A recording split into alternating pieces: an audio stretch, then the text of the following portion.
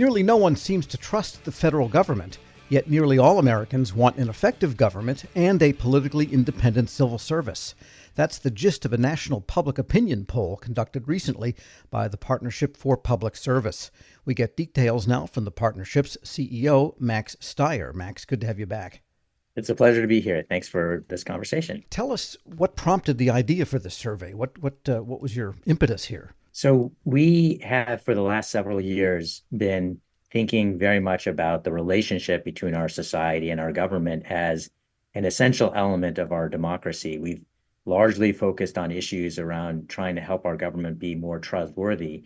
But what we recognized is that in addition to being trustworthy, we needed a government that was trusted. And we began a research project to understand where distrust was coming from and what might move the needle. And what we found was just what you stated. The public, by and large, is not very familiar with its own government.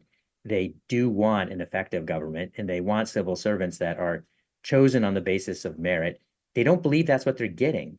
And some of that is significantly caused by the little information they have about specific federal employees and what they do. But if we're going to change it, we need to do two things. We need to make sure we are rebuilding trust by telling the stories of what government is doing in a more compelling way. And secondly, we actually need to modernize our government so that it can do even better. Sure. And just a brief word on the methodology so we can frame it here. Yeah, I mean, it's a nationally representative sample. We've been conducting now a series of surveys. We have done specific looks at young people because we see that as plainly the future, both for employees in the federal government as well as the future of public attitudes towards government. So this is an ongoing research effort on our part. And more than a research effort, it's an ongoing action program. We're trying to do the research to understand what's happening. And our goal, again, is to have a better government and a healthier democracy. And give us some of the top line numbers with respect to levels of trust and also levels of belief in that independent, politically neutral, professional civil service. Well, the numbers are ugly. So we are seeing very, very few Americans who ultimately do trust the government. I will say that one of the challenges that we see in our research is that when you talk about the federal government, many Americans are actually thinking about bickering politicians in Washington as opposed to the career civil servants that are the focus primarily of the work we're doing. But they're cratering. And you look at the larger world and institutions, broadly speaking, are losing trust. But the federal government certainly, is close to, if not at the very bottom of those institutions. So that's a real problem. And then to your point about the attitudes towards what they have right now, that likewise is highly problematic, especially if you think about, the question of the federal government writ large. When you unpack that and look at specific aspects of what our government does, the prototypical top line example is the Park Service. You see much more positive view towards the Park Service than you do a lot of other functions in government. But generally speaking, almost every individual function of government is viewed more positively than the collective of all those functions, which again says something I think important. Do you think some of this is driven by news? That is to say, let's take the case of the Coast Guard, which is a fairly effective organization, and people, have respect for it when they see those white ships and boats and cutters.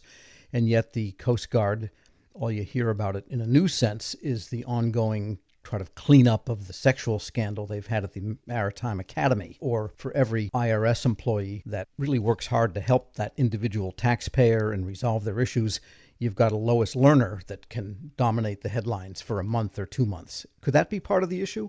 There's no question. The answer is yes. I mean, we have a lot of infrastructure that focuses on problems and very little that focuses on solutions and the good things that are happening.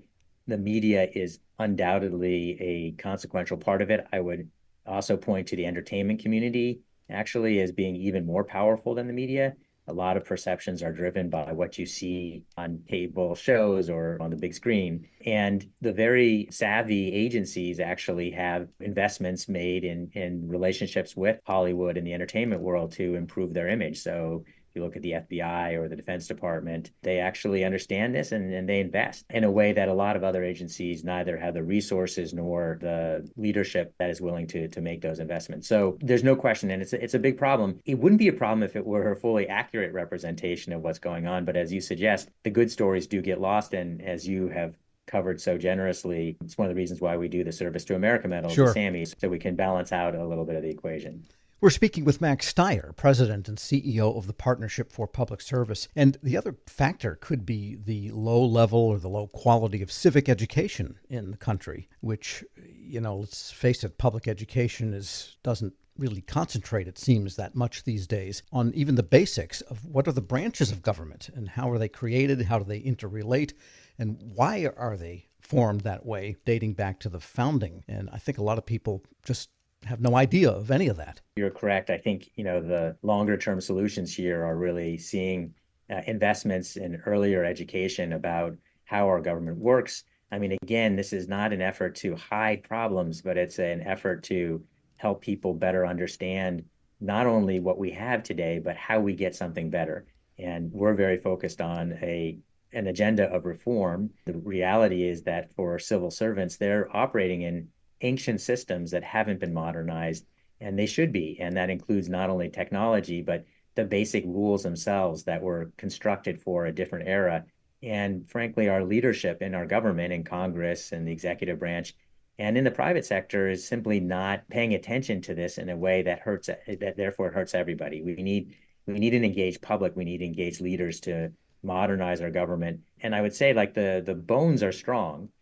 We have an incredible asset in a merit-based civil service, something that the American public supports greatly. But we need to do what any organization needs to do, which is to keep up with the times. And unfortunately, our government is falling behind because those investments are not being made. And what are some reforms you think could possibly help in the long term with, I'll mention two agencies. One is Secret Service, which has been in the news. And, not every Secret Service agent is a terrible person.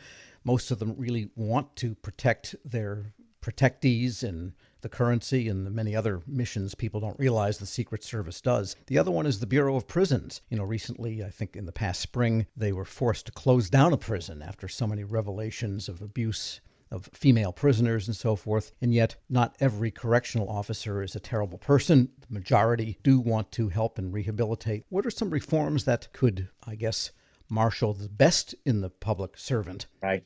Well, you chose two good examples, I would say. And, one of the common threads between the two of them is that they're two of the lowest rated federal agencies in our best places to work rankings, meaning that employee morale is in the basement. And, one can predict, again, if employees are dispirited, that you're not going to get the best outcomes that we want. And that's clear in the for-profit sector and in the public sector. So when you talk about reforms, number one would be, holding leaders accountable for the morale of their workforces. We should have leaders who understand that getting the work of the day done isn't your job alone. It's to get it done, but to create long-term capability. And that's about creating a culture and an environment that allows your employees to thrive. So that would be number one, hold leaders accountable for the state of their own workforces. Do they have the right talent? Do they have the right morale? Do they have the right investments? And when I say leaders, that includes the executive branch folks as well as Congress, which ought to be seeing this as part and parcel of their job of oversight of the health of the organizations they're responsible for. And on the Congress side, leaders need to be held accountable to get budgets, appropriations passed on time. I mean, it's crazy. No private sector organization could actually deliver effectively if it were run the way Congress runs the budgets of federal agencies. And my view is that there's some interesting legislation that's been proposed that says that they shouldn't be paid and they shouldn't have tickets paid by the public to go back home unless they've actually done their most fundamental job of getting appropriations done on time. So there are a lot of things that can and should be done. The common denominator for them is really holding leaders responsible for the health of the organizations that they're in charge of. That's job number one, and they're not getting that done. Well, it's a great survey, and I hope every public servant and many other people outside of the government read it. Max Stier is President and CEO of the Partnership for Public Service. As always, thanks so much for joining me. Tom, it's a pleasure, and thank you. We'll post this interview along with a link to those survey results at federalnewsnetwork.com/Federal Drive. Subscribe to the Federal Drive wherever you get your podcasts.